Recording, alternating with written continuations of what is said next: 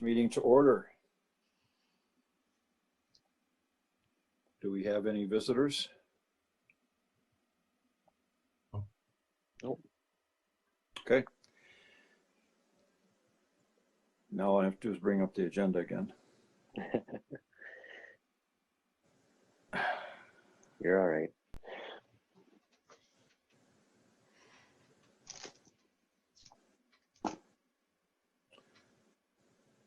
My phone updated and Outlook is different now. So it's crazy. That's why it's like these automatic updates. I hate them because it just screws everything up. Yeah, you don't even expect it. Yeah. So we'll do it the old-fashioned way.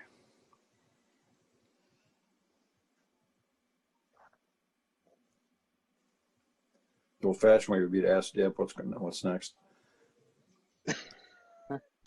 Okay, well, first one is discussion and possible action on the January 11th, 2021 Public Works Committee meeting minutes. Okay, there we go. Everybody had a chance to look at the minute. Any questions? I did. I read them over. I was not present, so I can't really move to approve. Okay. I would move to approve, Jim. I'll second that motion. All in favor? Aye. Aye. Okay. I found it. Okay. Oh, good. I'll mute. Actually, discussion on possible action to develop a trail management plan. This is under new business. Okay. Yep. So similar to, you know, the pavement management plan that Dean has been putting together that looks at our streets, underground infrastructure. Jim and I had discussed this previously, and this goes back to a couple of years ago. Put together a plan for our trail system, and it would be a good, just like the pavement management plan, it would be a good planning document, not only for us as a group, but the council, the pathways committee, just so that everybody's on the same page when it comes to our trails. The document would show, you know, ownership of the trail system. It would show, you know, it would give a rating just like we do for our streets, and then Dean and I could put together a pavement management plan for our trails over the next, you know, 15 to 20 years, looking at, you know, replacement, maintenance, treatment, so on and so forth. So the idea is to put together the plan, bring it back for committee review, and then what I would like to see, I'd like to see it incorporated into the bike and ped master plan. I think that's the appropriate place to put that document, just so everything with trails and bikes and pathways is all in one place, so it's easily accessible and, you know, everybody can find it. So with that, I guess I'll be open up to any questions. Jim, any comments from you? Otherwise, I would just looking for approval tonight to direct staff to begin developing this plan.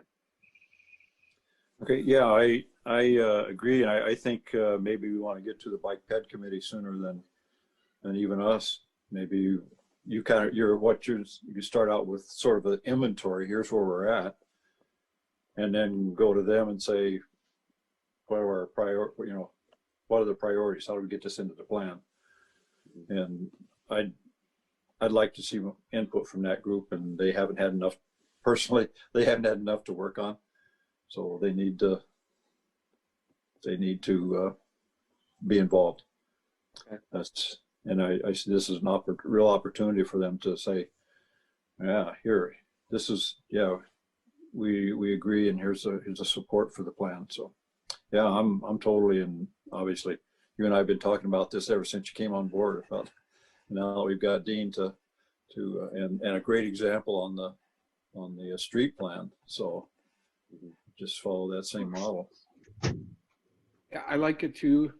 One thought or question, maybe Mike and Dean, is when I looked at the map, some of the I think some of those trails don't all line up, kind of, if I'm right. Jim will know this more than I do.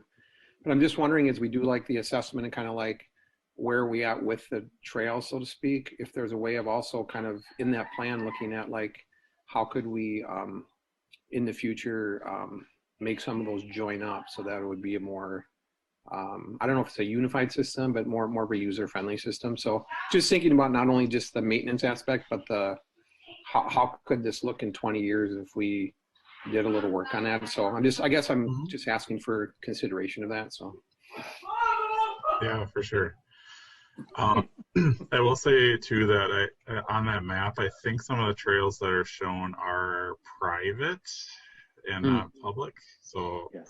that might be a good thing to Differentiate. figure out, and we can maybe put the private trails if they're open to public use on there, but have it designated something else or something. But just wanted to throw that out there too.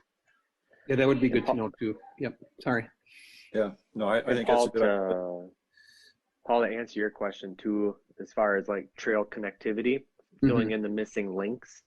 I know the Bike and Ped committee, as they're putting together the Bike and Ped master plan, has been looking at those connections throughout the entire city.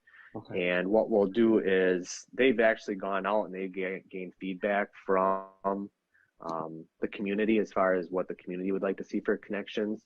Then they're also referencing the St. Croix County Bike and Ped master plan. But what we'll do is that'll be incorporated in the Bike and Ped master plan, and then we can use that document to apply for grants in the future for funding of new trails. So it'll all be like all encompassing, which is awesome.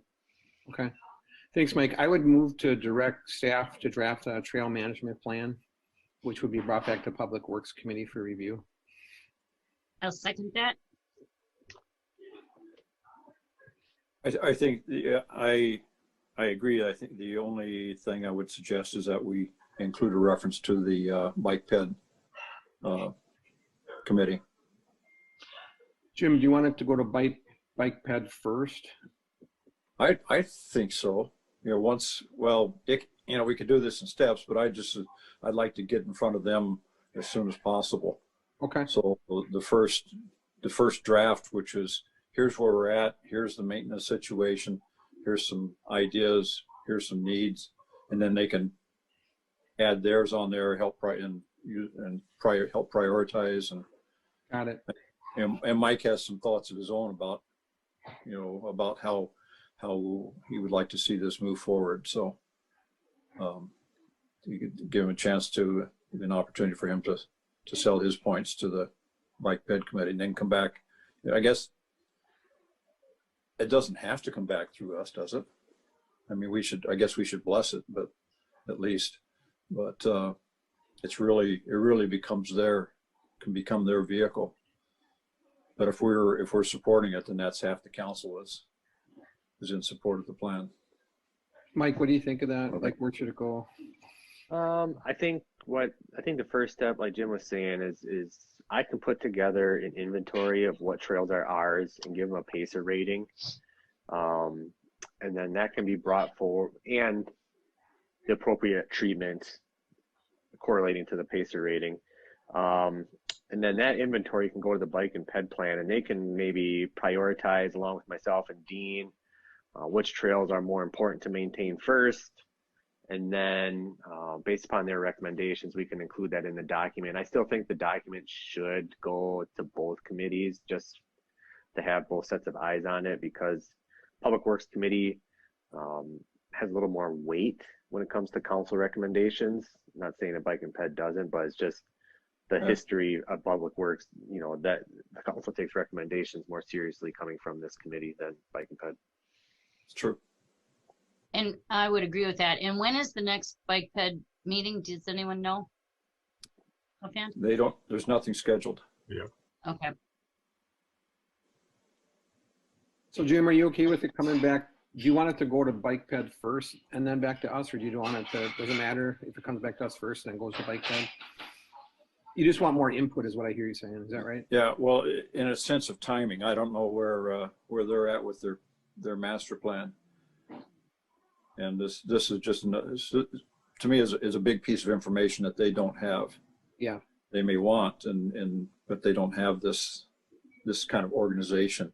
Yeah. Yet. So, and I'm on that committee, so Okay. I know they don't. Some of Okay. them may have an idea, but they're, this would help document what they're doing. Well, I mean, if So Bike and Ped doesn't meet for a couple months, that would give us time for Dean and I to put together some of the bare bones, kind of the foundation work, and then it can come back to this committee and May or June or something, something like that. Yeah. So Why don't you look at the timing on that, on the plan? Because I mean, obviously the plan, our master plan timing is gone. I mean, Yeah. we've already missed all the benchmarks. So I don't know where we're at. I don't know what the schedule might be. So that'd be my only concern, is that plan would get in there without this as a piece of it, and then we're trying to play catch up. And I think this is an important piece of it. So let's check with Mike or with Tiffany, yeah. Tiffany. Yeah, that's how long it's been since we met. So Jim, are you good with the motion, or do you want to? Yes, yeah, no, I think, I just think we need to reference that. I'd like it to reference going to them for their Okay, support, approval, and use. So, I would accept that as a friendly amendment to the original. that good enough, Deb? You're muted. You're muted again. Oh, I see the thumb up. All right. I got it. Thank Very you. good. Okay.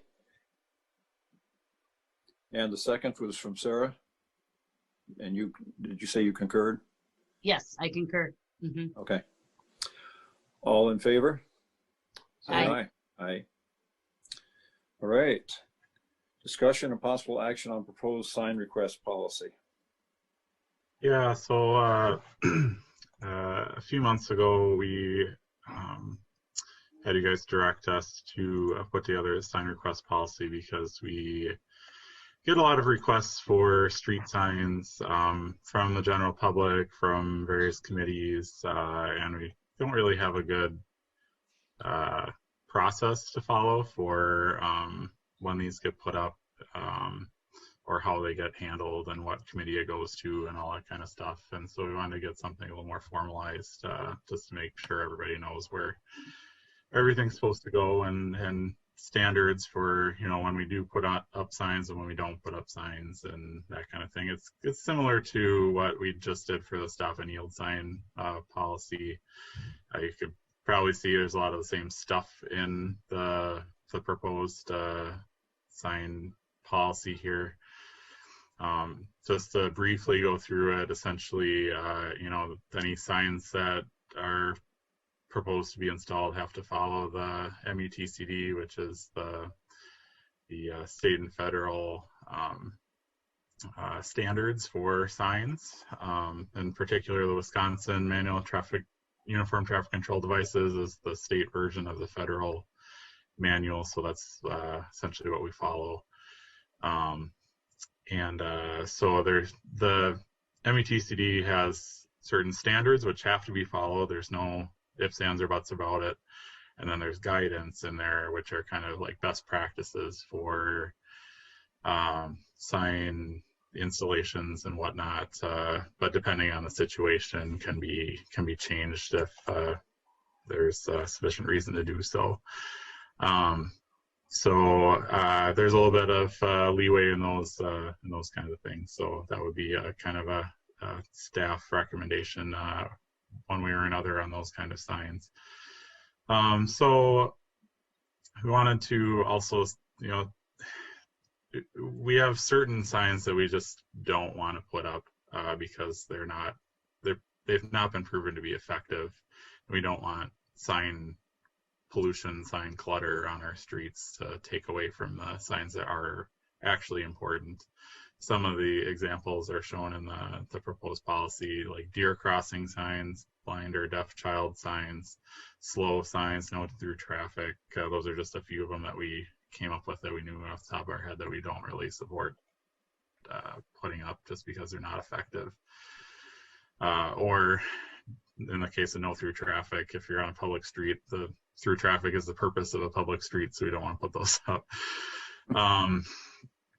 And then, the procedure, I guess, is kind of the big thing that we put together, or one of the big reasons why we put this together. So essentially, if a sign request comes in, it goes to Mike and I, either by one of the committees or city council, or by or by a member of the public.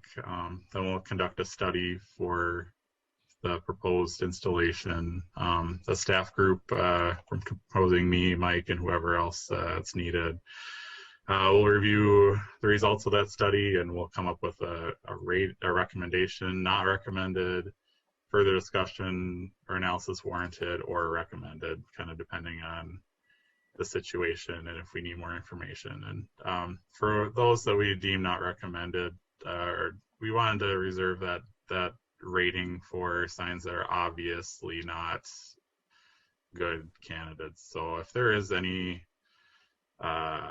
wiggle room, we'll request, or we'll rate that request as further analysis warranted, and then keep it moving forward. So then we'll bring it to the appropriate committee meetings. Want to kind of distinguish too, what sign requests go to Public Safety Committee versus Public Works Committee versus both. So any sign request related to public safety concerns, if there's crashes at a certain location that a sign is being considered to help, then obviously that would go public safety. Speed limit type stuff would also go public safety. Any sign requests paid for by the Public Works General or operating or capital funds would be discussed at Public Works Committee as well. And then, if it's applicable to both, it'll go to both. It'll just be discussed. Whoever comes first, we'll discuss it first, and whoever comes second, we'll discuss it second. So I don't want to get too in the weeds on who's discussing it when.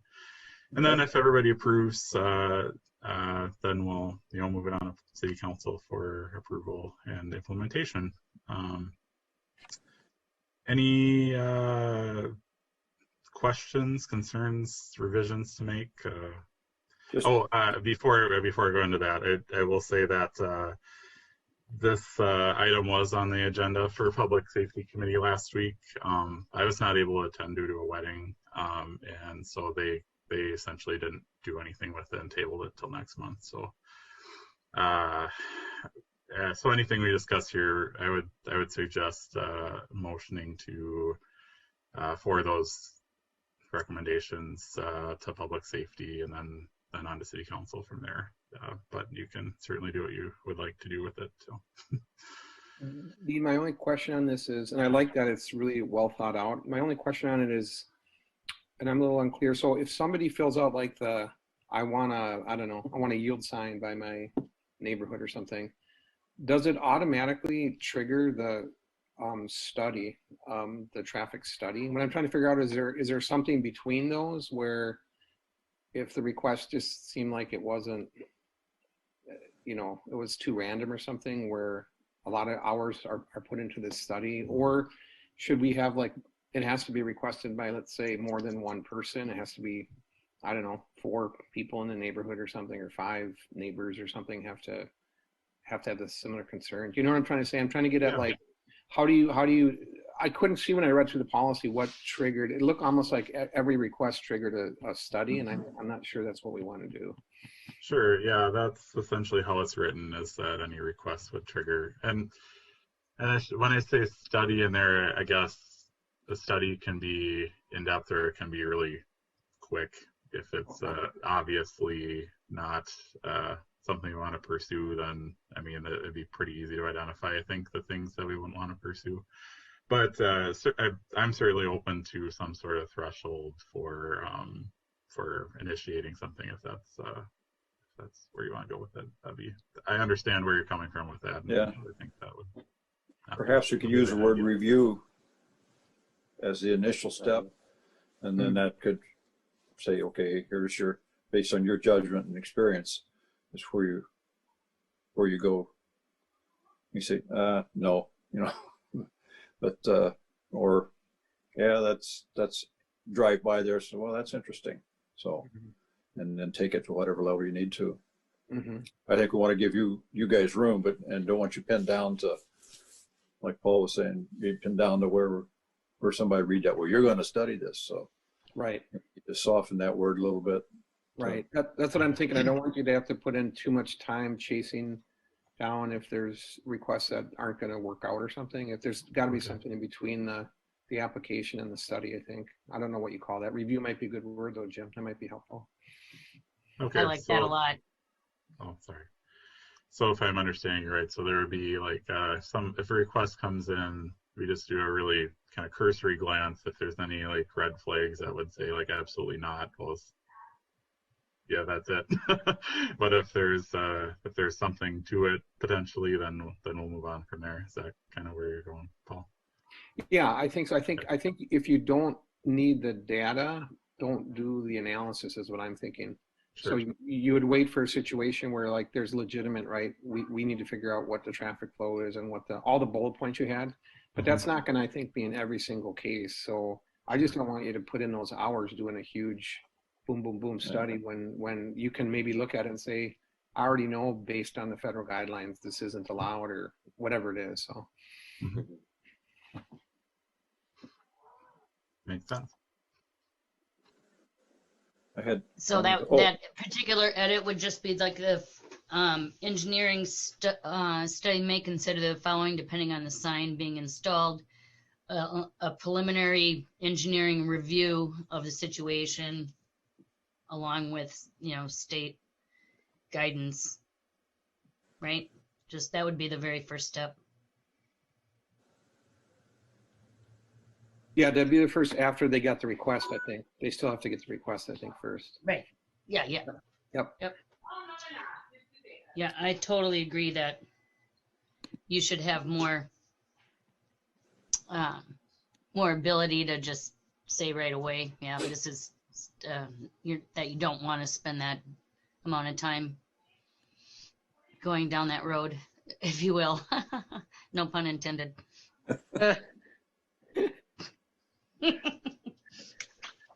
Short timer, I can tell that. Yeah. I get the punchlines in next few meetings. I had one thought that struck me, and I remember this back when I first was on this committee, and money was pretty dang tight. There was an argument about we always had to pay for the signs, even the public safety stuff. They never paid for anything. So does that mean we're going to review all the signs anyway, just because we have to pay for them, or do we need to? Is that necessary? How much of that do we want to flow through, or is that should be that like on the council meeting is just list these things and we approve them, in a group? I'm not sure. Well, I think that I think that all depends. Yeah, I think that all depends on when the sign request comes in. Obviously, if it's coming in the fall, I mean, there's a chance that funds might not be available at that time unless it's like a emergency sign installation, where we're having accidents or something like that. But it might be a recommendation from Public Works Committee that we support the sign, but not until, the following budget cycle type thing. And we can include that in our, proposals to council. Yeah, I wanted to make sure, and I don't want to knock public safety by any means, but They just don't have a budget. Well, yeah, they don't have their own budget, and I know this year, Mike ended up having a deficit in his sign budget. Due to things that public safety approved, and also due to just everyday knockdown things going on, So just, I think it's, in my mind anyway, probably a good check to just, hey, we in probably 99% of the time we probably won't disagree with the need, I guess, but it's just figuring out, hey, is this something that we can do right now, or is it something that we have to wait until next year, or just have the discussion on where that's coming from. Yeah, and Mike, I don't know what you've been doing with them, but reviewing that with them on a quarterly basis, where they stand on the sign budget, since they really drive, to me, they drive most of the signs. Yeah, I haven't been, but I think moving forward, when a sign request does make it to either one of our committees, I'm going to put the budget and where we stand on the issue sheet, just so everybody is aware. Good. Yeah. Yeah, that's great. Yep. All right. Can that be made part of the procedure somehow? Because I'm just, I'm always thinking 10 years out from now when maybe you're not the person sitting in that chair. That it says somewhere that if the sign request makes it, that the budget cycle used is going to be predetermined prior to deciding whether or not to approve the sign. You know what I'm saying? Does that make sense? Yeah, remaining budget will factor into installation or something like that. It should just be part of it. It should be stated somewhere within this procedure, how the budget gets determined, whose budget is it taken from and when. Dean, do you got that? Yeah, I think so. Okay. And you guys were looking for approval tonight with those changes? Am I right? Yeah, I guess what I was looking for is a motion to forward these essentially revisions to Public Safety Committee, since they'll be discussing it next. Right. And then, depending on what happens at next month's Public Safety Committee, hopefully they'd be okay with it and we go to council and if it has to ping pong kind of back and forth while I hammer it out, we can do that too. But that's kind of where I was thinking to go next. Okay. I would make that motion to approve the proposed policy for sign requests, given the, I think it was the two changes we had, right? The one about the budget piece and the one about the review, as opposed to triggering the automatic study, so to speak. I'll second that. Moved and seconded that we approve the policy with the two changes. And is there any further discussion? I think we have to include the recommendation to forward it on to public safety, right? Oh, yeah. Good. Yeah. Thank you. I would take that as a friendly amendment. Yeah. Are there any other discussions or amendments? Hearing none. All in favor? Aye. Aye. Okay. Well, I'm into all the detail now. So, Deb, I need you. What's next on the agenda? We lose you? Well, there she is. Well, what's it? Echo. We can't hear you, Deb. So it's a discussion on possible action to amend alleyway improvements in the assessment policy.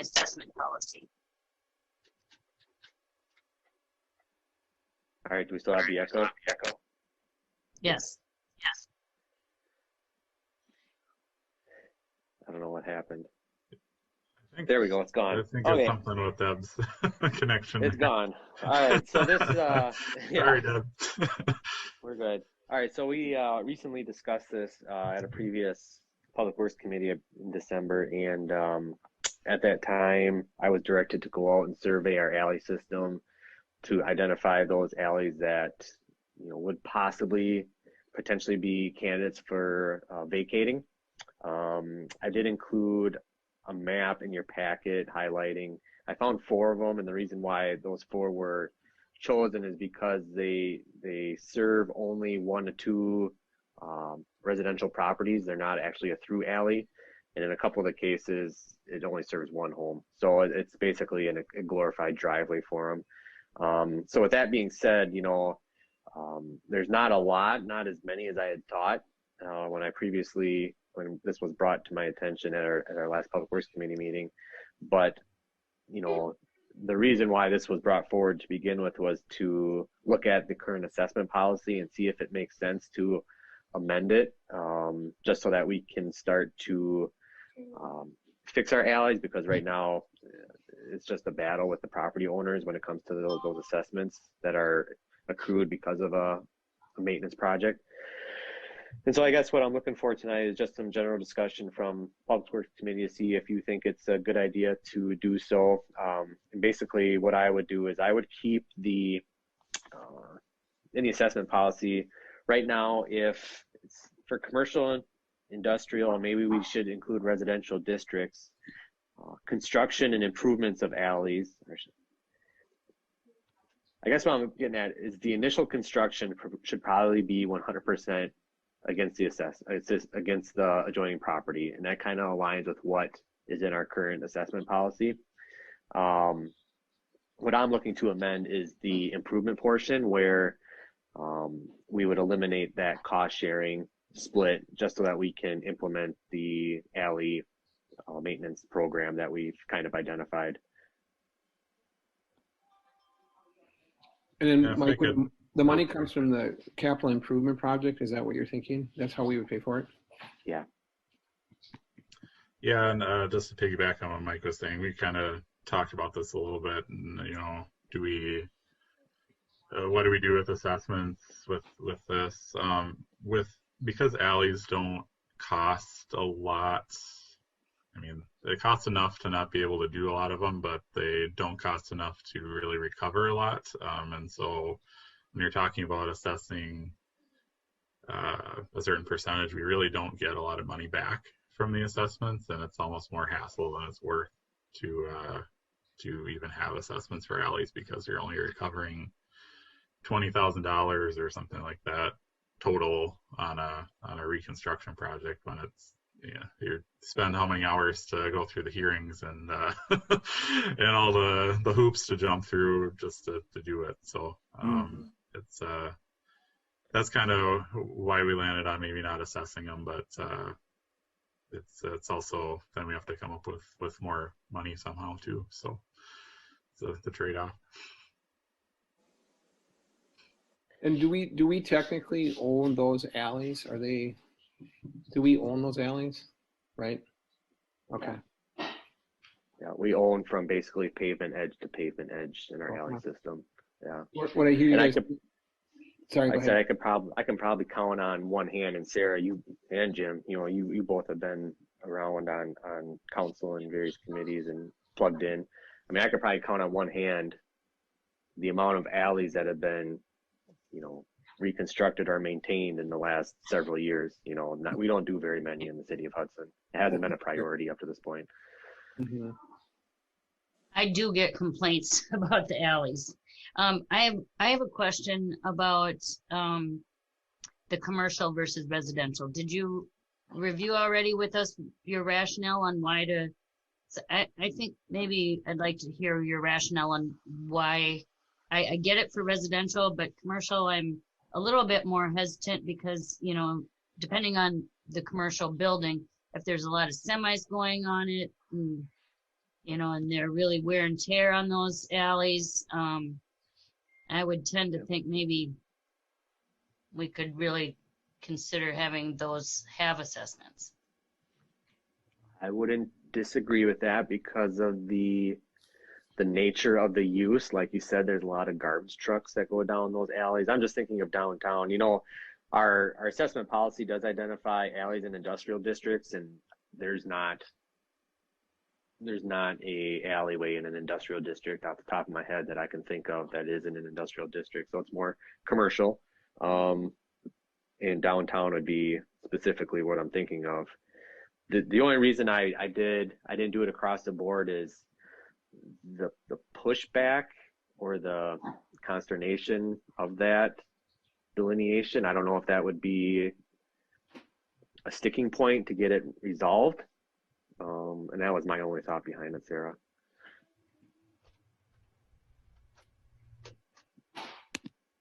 I could envision the pushback if we did one next year and say, wait a minute, we just been through COVID-19 and we were really wanting our businesses, we don't want to be adding any additional costs to them. And here you go. First, because I don't know which alleys are priorities, but those are the higher traffic ones are probably the ones that are in pretty tough shape too. But we could immediately get that kind of feedback, and I'd understand it. The other thing too is I know in some of the residential alleyways, the garbage trucks does go down some of them and collect garbage, and that goes to a bigger story about putting a garbage can out front and limiting access. But that's an uphill battle too. Yeah. So I guess yeah. they have the big dumpsters Mhm. that they have to pick up. So Do you guys know what, so the 80, if I'm reading this right, Mike, 80,000 would be the capital improvement cost for the first, is that for the first year of the alleyway kind of So, reconstruction? yep. So in the CIP for 2021 and 2022, council approved $40,000 for each year, which amounts to approximately 3 to 4 alleys a year that could be resurfaced. It would probably just be like a reclaim, an overlay type program. Okay. It wouldn't be any major reconstruct, depending upon the alleys that are chosen and prioritized. We may need to adjust some manholes, so on and so forth, or just adjust some grading, but it's not like we're going in and replacing underground utilities. It's more of a surface treatment. Mm-hmm. And do we know, Mike, you might know the numbers on this, or Dean, that $40,000 a year would be like what percentage of our total road CIP?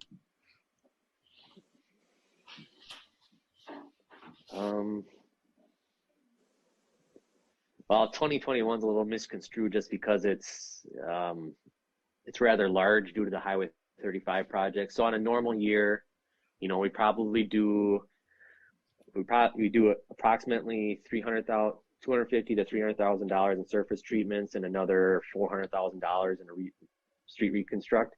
So you're probably looking at $800K on a typical year. Okay.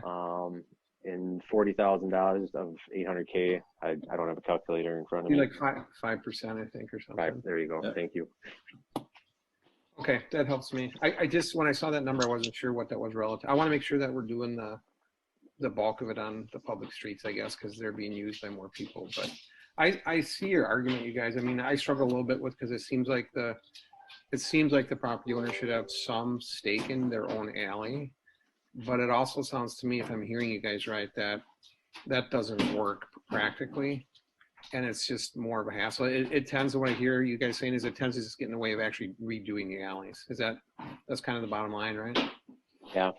And Yeah, if we drop if I that, could- even if we Oh, drop that even like to 10% or something, like there's currently 25, I think, or something when I was reading your stuff. But like if it was 10%, where that matter, or is it just not even is it just like you're at the point where it's not even worth doing the assessment because you're not going to get anything anyway, basically? Right. Yeah, that's part of the problem that we're running into. Okay. Is that we're just not getting a lot for our effort with the assessments. One thing I will say too, what Mike's talking about doing with this $40,000, essentially like repaving the alley. I kind of would like eventually. I think we need to repave our alleys first and foremost, so they don't just completely fall apart. But once we kind of get through that, I think I'd like to see our alleys actually get reconstructed with like curb on one side, so that we can control drainage on them. Because right now they're just shedding off into people's yards and that kind of thing, and that's can be problematic. Even since I've been here, I think I've met with 2 or 3 people that have had problems with the alley drainage onto their property. But first things first, I think, like Mike's saying, we need to start actually hitting some of these alleys to get them passable, and then we can kind of start thinking about reconstructing them to a bigger standard. So I don't know, maybe changing the assessment policy so that like this repaving type stuff that we're starting to do right now is not accessible, but once we actually start like rebuilding alleys, if we added like a curb on one side, or something a little more substantial, I guess, maybe even we could assess, because the cost will be more that we would gather from it. That's just a thought that kind of just popped into my head. But So Dean, maybe you and I, it said, in the policy, it says alley improvements. Maybe that needs to be defined between surface maintenance versus reconstruction. Right. Yeah, I think that might be. You guys, the committee members, can certainly tell us if we're wrong, but I think that would be a good distinction to make in this. Yeah, I think that makes sense, because it would allow you guys to do the work you're needing to do, right? for the surface stuff without doing reconstruction and charging a neighbor, so to speak. But then if there's a major project that's going to cost a lot of money, it would seem to make sense to have the neighbors share in that. Yeah. And then we also have the business question, the commercial question out there that Jim was talking about and Sarah was talking about, maybe. I was thinking about that, and if you ever go downtown on Monday mornings, especially during the summer, sometimes you can hardly get through for the semis that are sitting there unloading, and it sure would be nice to. I don't know if making the alleys any better is going to help that situation, but I certainly don't want it to get any worse.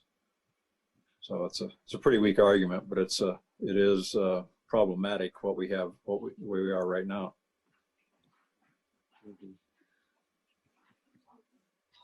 Probably not a selling point. Okay, is there? So what are we saying then? I'm sorry. Did you want the motion to be to send it back to you guys with the recommendation to change it, that when it's a full reconstruct that we do keep assessing? Yes. So was February, March. Why don't we can table it, or we can just not take action on it. But I guess what I would recommend is Dean and I will sit down this week or next week and let us rewrite the assessment policy to reflect what we're discussing tonight. And we'll bring that forward in March for your review and approval at that time. And then that's still enough time for us to be able to enact something for this upcoming season. So if that sounds okay with the board, I guess that's what I would recommend right now. Okay. Are we going to have a public hearing on this? So extend it another month. I don't believe so, because we just amended our assessment policy for the retaining wall thing. We didn't need a public hearing for that. So I'm guessing this wouldn't, but I guess that's something we could run by Kathy. It wouldn't need it, but should it is the other thing. It's a fairly significant change, but it's mostly good. It's to their advantage, right? Right. It's not like I would say if it's the other way around, I would certainly consider it, but we can certainly talk with Kathy and see what she would recommend.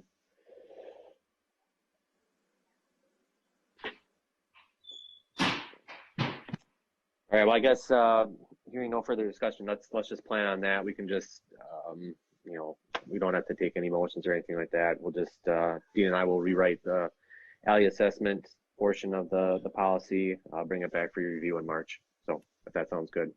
Yeah. Okay, perfect. Did you want a direction from us from the 4 that you identified for vacancy or vacating?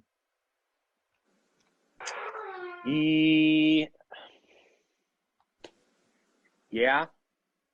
I mean, personally, I think the less property owned by the city that isn't benefiting the city is best. Like, we should proceed with vacating these things. Sure. Yep. But I'm open to what the other two have to say. Whatever you say, sir. Well, I'm agreeing with you, but I'm just trying to check what the agenda says. If we can, was that an action item we can act on, I guess? It was mentioned. Or was it just mentioned in the discussion? Yeah, it's on there. It was mentioned in the issue sheet. No, if I was a homeowner that learned that was going to get vacated, I'd be happy, right? I mean, depends. I guess.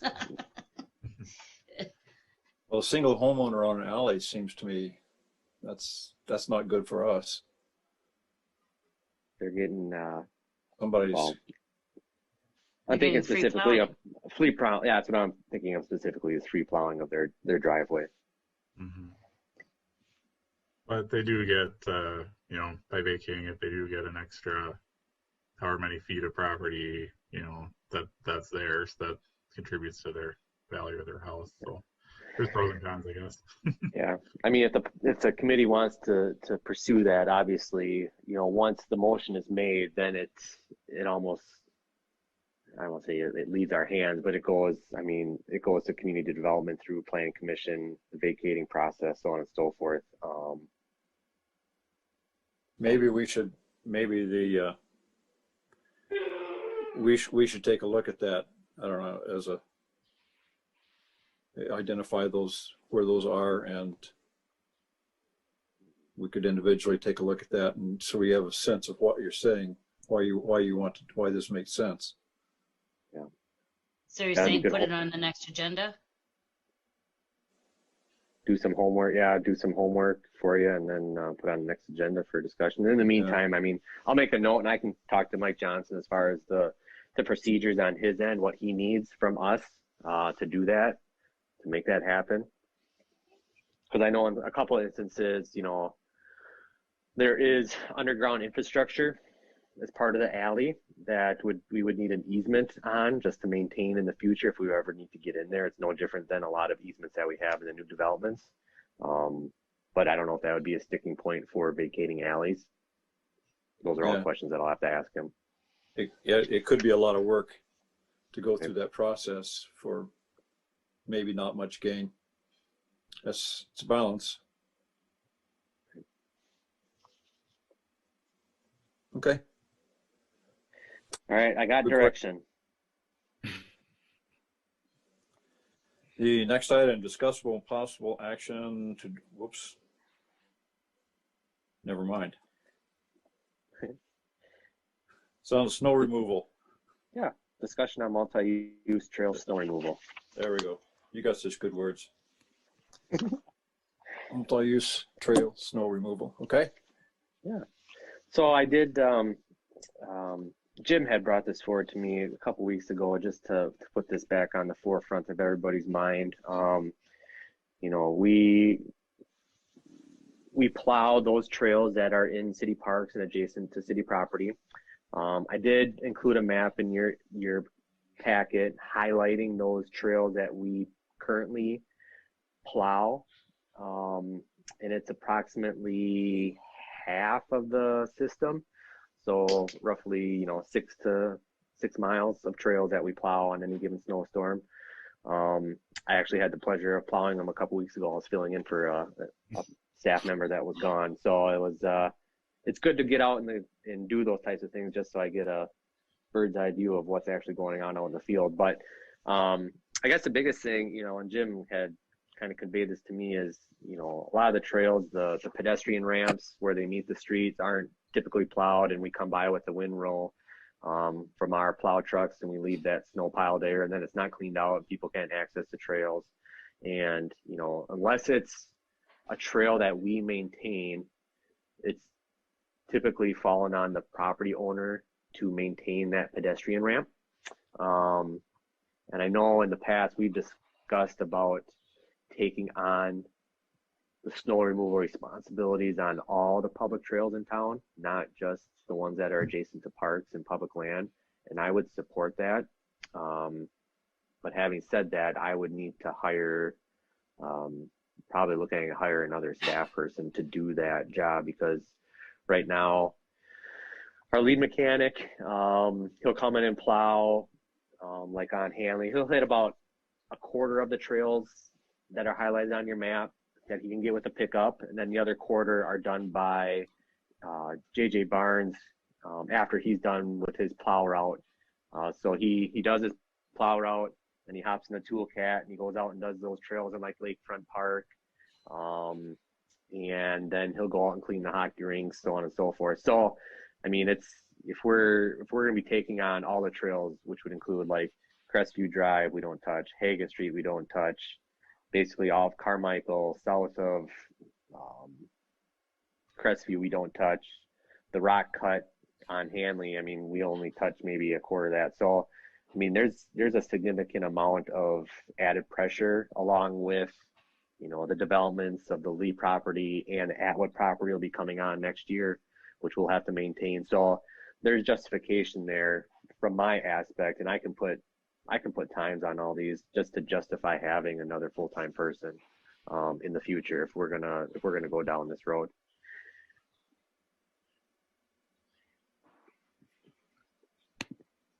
And What so do you you're guys think? looking for I've been feedback- pushing this. You're just looking for feedback tonight, Mike, on whether you think that's a good idea to try to kind of hire out some more help, basically. Yeah. Okay. You know, it's setting a policy is, you know, are we going to maintain all our trails? It's what to me is what we want to move for. First thing is just make them usable year round, and then the maintenance of the actual surface prep and taking care of the surface comes into play then. Hudson is a little unique. The two municipalities that I worked for prior to coming here, the trails were the responsibilities of the municipality. So having come here, the trails are treated more like a sidewalk, and I mean that in a way that, so in the other communities, we plowed all the trails, right? No matter if they were adjacent to parkland, public property, or commercial, we would be doing all the trail snow removal. We would be doing all the maintenance on it. So, like I said, I have no problem moving in that direction for Hudson. I like that. I have, there's more control that we have as a city on how they're plowed, on how they're maintained, on how they're, you know, reconstructed, so on and so forth. And, you know, I like I said, I don't have any problem going down this road if the Public Works Committee wants to support it. Now, having said that, just know that there is going to be some additional staff needed to do these types of works, which is justifiable in my opinion, as we continue to grow. So. And are we thinking it would be like in the next budget cycle, we would have to put in for like next fall to try to get this in the budget, and then we would start plowing them like next winter, basically? Yeah, that's what I would anticipate. Yes. Okay. Well, I think it's a good idea. I like the concept of it. I always with the budget, it's going to come down to, right, can we afford to do it or not afford to do it, which coming out of COVID, I don't know what our budget is going to be looking like next year. So I guess the theory, I like the theory of it, and I think the practicality is just, can we afford to do it? And I guess I don't know until we take a little bit bigger picture of the budget in the fall. So I don't know if that's helpful, but. Yeah, I think get the concept out there. Sometimes it takes a couple budget cycles to get things through, and sometimes they never go through. But to get the concept out there, if we don't do that, it'll never happen. Right. So, Right. Right, take some lumps, but Yep. it's a Mike- move in the right. To me, Yeah. it's always going to move in the right direction. Mm-hmm. Yep, And I would agree. you're right. It'll be how healthy we are Mm-hmm. financially. I mean, long term, we have a lot of those TID or TIF districts, right? So those are going to be coming offline in the future with some of their developments. So there's going to be money down the line. It's, you know, not necessarily next fall, but I think the more things we have kind of this wish list for, that's good to say this is where we want to move. Because when money is going to be coming available, then, you know, Public Works can put in and get some of that, I think. So, but again, that's a decade off or something. So, Yeah. you know what I'm saying? But I'm saying it'd be nice to get it sooner, but and there may be ways to do that. So I guess I would support the idea, Mike, if that's what you're looking for tonight.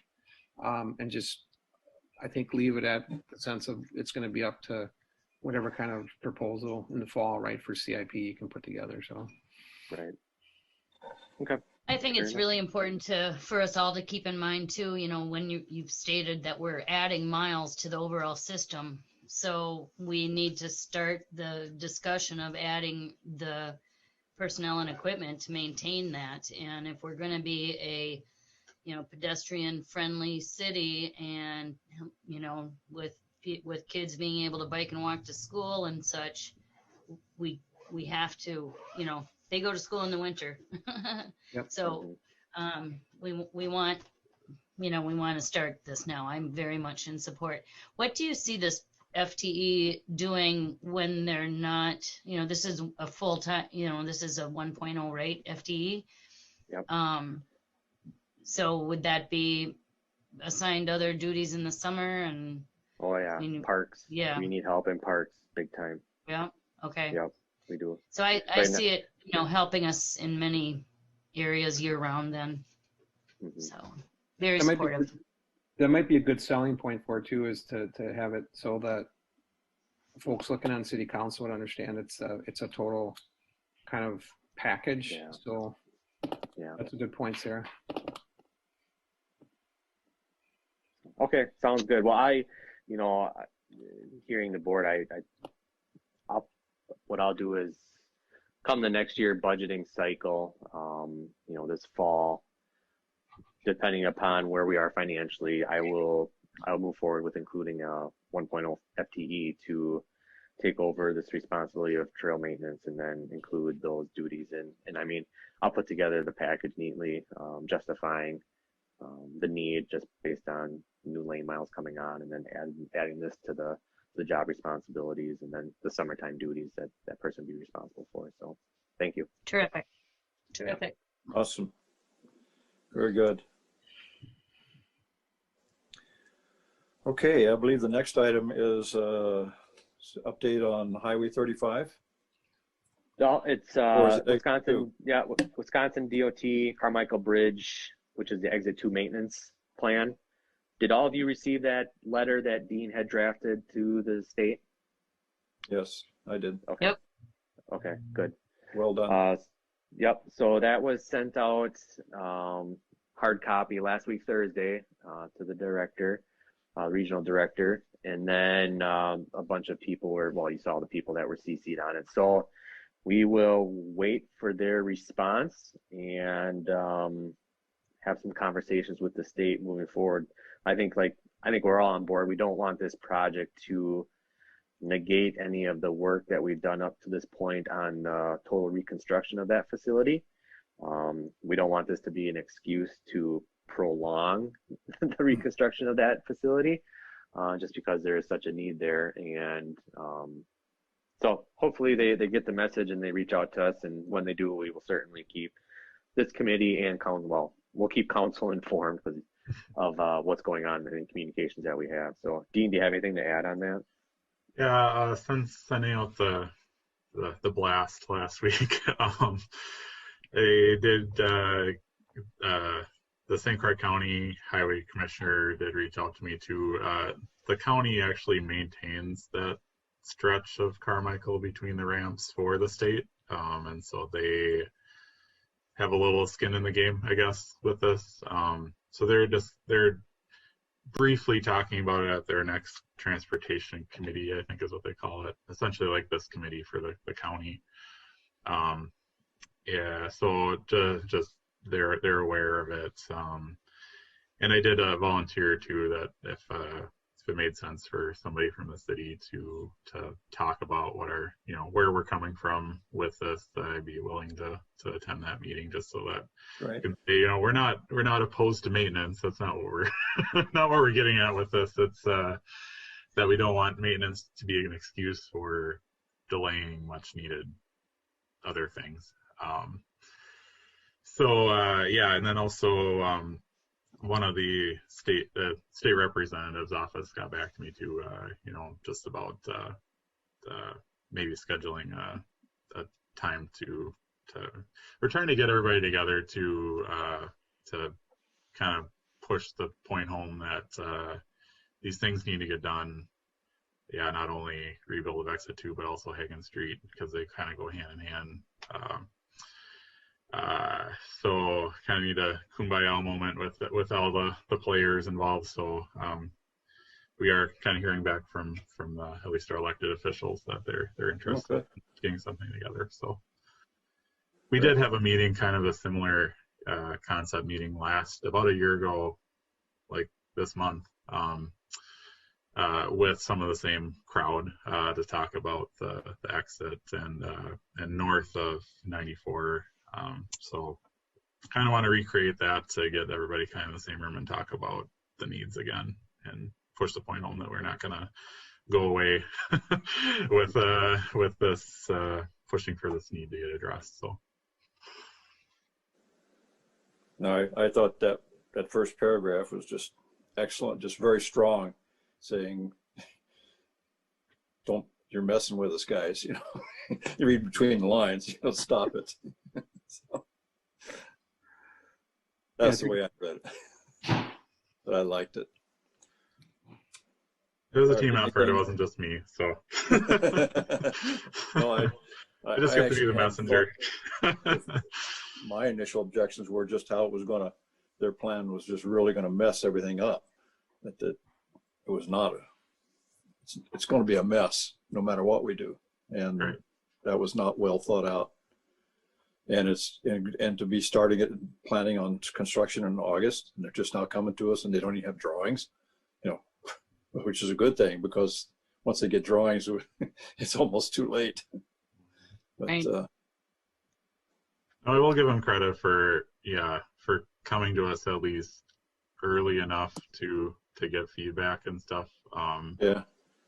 They took it on the chin a little bit. Yeah, But, I kind of feel bad for the team members that were on the call for city council the other week, but you know, it kind of goes with the territory. Sometimes you got to take one for the team, and they just happen to be there for it. But it's stuff that has to be said, so I'm not, you know, it happens.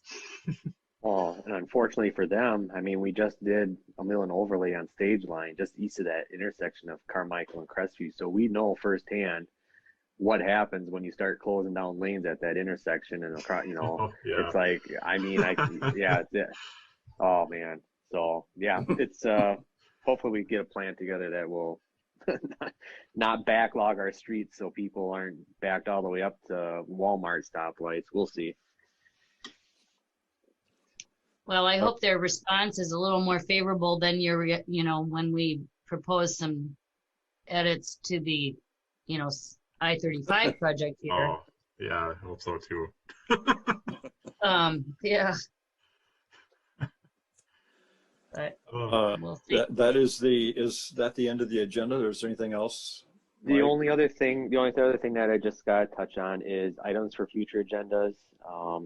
I have just put a placeholder on the agenda to discuss and possibly act on updating the braking permit and inspection procedures. So it's something that Dean and I have both identified that we are weak at the city, as far as our, applications, submissions, follow-ups, inspections, so on and so forth. So it's something that him and I both want to update here prior to the upcoming construction season to get that squared away. And it kind of falls in line with, we're getting new financial software. We're going to be able to start accepting credit card payments here soon. So that'll help out in permit areas and reservations. And so I think it's a good time to hit the reset button on this, and with Awesome. Dean's expertise, get something that is going to be easily more implementable, if that's even a word. Yeah. I also wanted to, this isn't technically on the agenda, but I did want to say next month I'd like to talk to you about, sounds like there is actually going to be a federal infrastructure stimulus or bill or something coming in the not too distant future. I know we've heard that line before, but new administration, so you never know if it's going to happen or not. And I want to make sure that we're on top of it. My guess is that that since it's a stimulus bill, that they're going to prioritize shovel-ready type projects. And so I think we need to kind of get our heads together as to how we could potentially benefit from that. I have some ideas, but I'd like to kind of talk about that next month. Okay, that'll be good. I had, I had two comments and I've already forgotten one of them. Good work, guys. Darn, I have to start writing stuff down. Observation is that Carmichael Road, and I drive it from Vine Street to 94 lot. versus Grandview, and Grandview is beautiful, and Carmichael Road to me sucks for a road that is supposed has as much traffic on it. It's barely one lane each way, frequently snow covered, and so we're not getting good maintenance on that. And I think we have a shared maintenance issue there. Do we? I mean, I need a shared responsibility for sure, but so somebody's not doing the job. I don't know who it is, or if we need to step up and take a little more. But I really am unimpressed when I drive that road, and then I go turn the road in front of my house, which is a through street as well, but not nearly the amount of traffic. Yeah. I do know Mike Johnson has had some meetings with Don Jordan here recently about taking over maintenance responsibilities on that stretch of road, just because it is, I mean, it's not technically in the city, but it's it's a vital connection. I mean, it's one of the main roadways in the city. So yeah, and it impacts their citizens as well. So they're the ones using it. Okay, I guess anything before I remember what it was, we'll I entertain a motion to adjourn. So moved.